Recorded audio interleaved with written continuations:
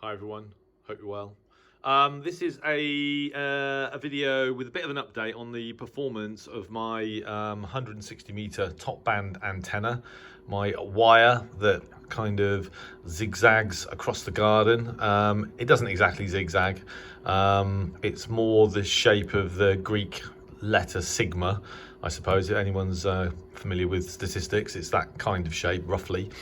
36.5 meters in length, which is the quarter wave length for top band, taking the velocity factor into account. And right now it's a little bit windy and it's flapping around in the wind quite nicely, but it is still working. I think I mentioned that I've worked 2 or 3 of the guys from Harwell, who are obviously relatively close by, within sort of 15-20 miles. A guy in Abingdon, which is where I work, I copied me 20 over 9, and I was still 5 over 9 with 5 watts. He copied me 20 over 9 with sort of 45 watts and 5 over 9 with just 5 watts.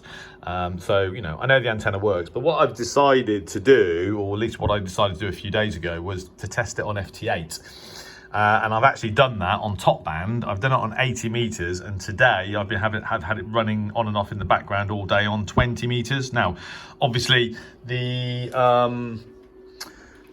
matching unit, my MFJ 949E, has had to work quite hard to match this antenna to top band. Since I put the extra radials in, it's not working as hard because I can now transmit with 50 watts. So there was a point where I couldn't transmit above, I think, 40 without arcing inside the MFJ, which is a little bit unnerving to say the least, but that's not an issue now. As I described to you previously, I've got 25 5-meter radials fanning out across the lawn, and then I've got 3 full quarter wave radials, so 3 radials that are 36.5 meters in length, one running in a sort of U shape around the garden or partly around the garden, another one running up in that direction down the side of the house, and then another one running perpendicular across the lawn. And so just to test this antenna on several bands, I've been using FT8. Now, as you might expect, you know, if it was a struggle to get this antenna to match on top band, it was a bit easier to get it to match on 80.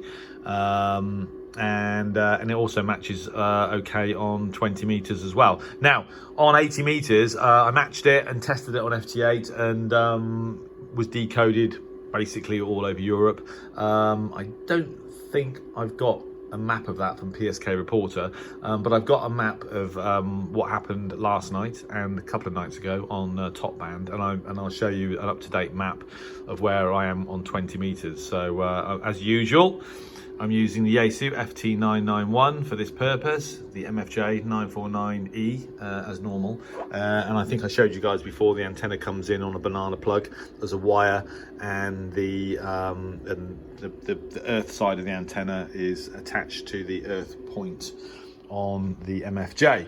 So from last night, you have to excuse me, I've got the other computer on because I'm watching Spring Watch.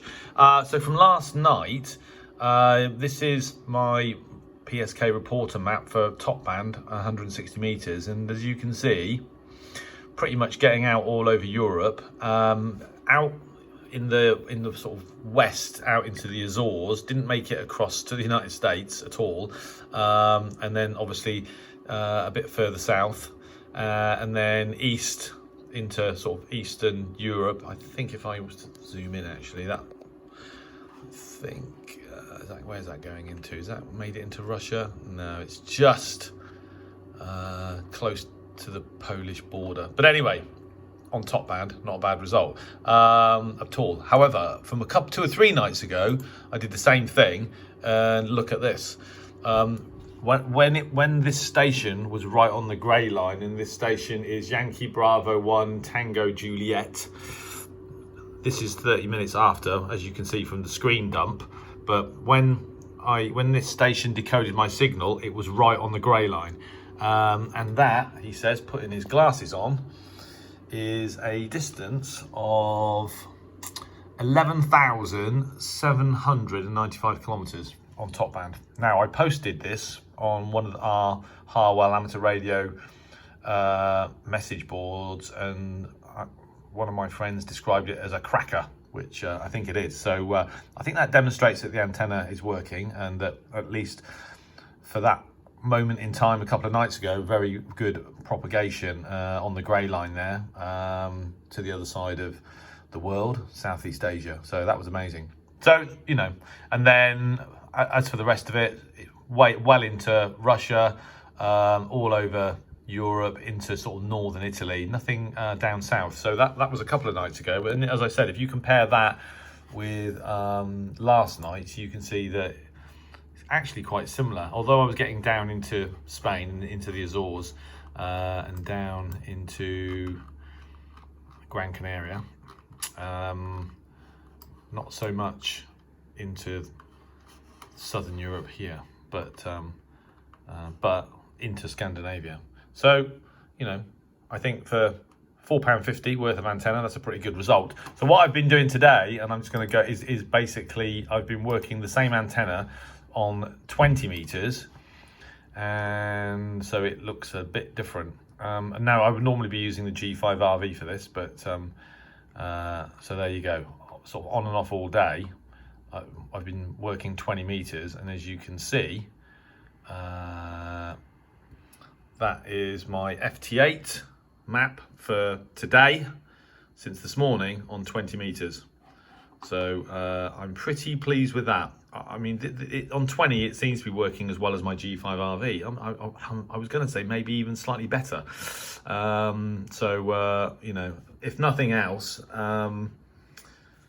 yeah, for £4.50, I'm very happy with the performance. So it's interesting, actually. I'm not sure I've ever been decoded by a station in India previously on FT8. I've been decoded by Japanese stations for sure, and I've been decoded on the west coast of the United States and in Canada, and I've been decoded in South America.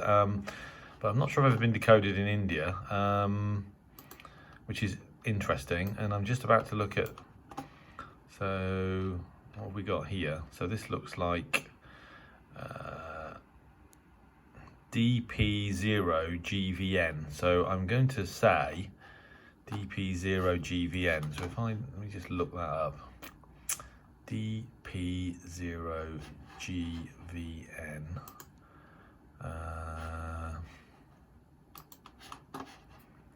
So let's have a look at that. Okay, all right, bear with me.